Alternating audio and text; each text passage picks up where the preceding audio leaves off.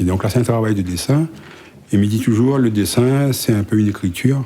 Donc du coup, il me revient à écrire, effacer, pour essayer de redonner une présence humaine, une certaine humanité à ces images, que l'été des images fait dans le cadre de photographie anthropométrique, où justement, dans ces images-là, n'a aucune forme, en tout cas c'était vu comme ça, aucune forme d'humanité.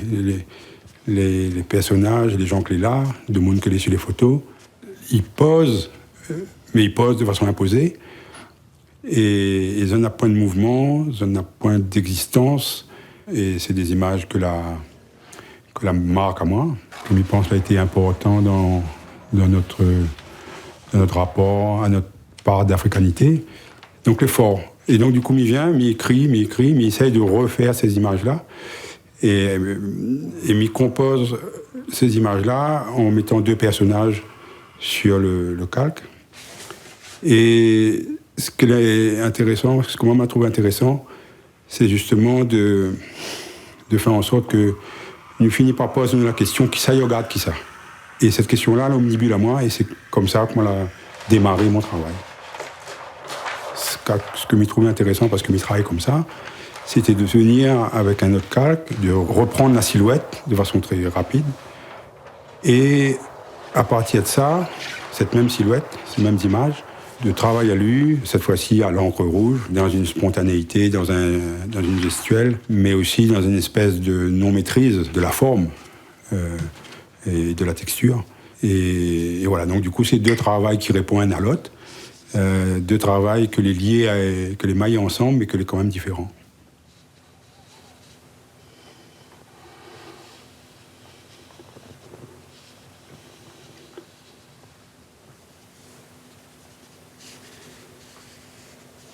En fin de compte, dans mon travail, depuis 15 ans, sur cette recherche de construction d'identité, c'est en fin de compte une question universelle. Je veux dire, tout le monde, il pose à cette question-là.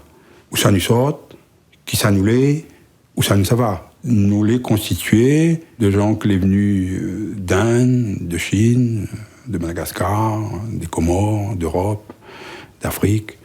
Et tout ça, il constitue une identité. En tout cas en construction, en mouvement, bien sûr, permanent. Et le départ de ma réflexion, c'est là-dessus, quoi. Mon fonctionnement, comme il fait un travail, c'est dire, m'y mettre le médium un peu au service de mon idée ou de mon propos.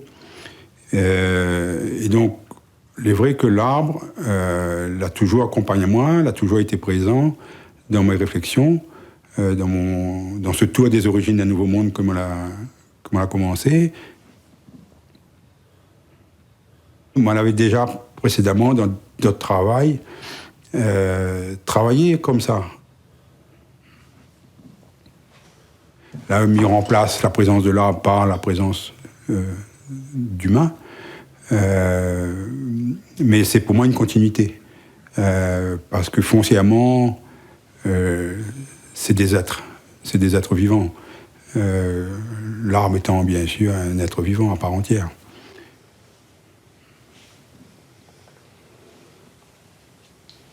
Dessiner, pour moi, alors même s'il me fait la peinture, il me fait des installations, mais le dessin particulièrement, le dessin est une écriture, pour moi. C'est vraiment quelque chose... Et la poésie, elle n'est pas dissociable, pour moi, de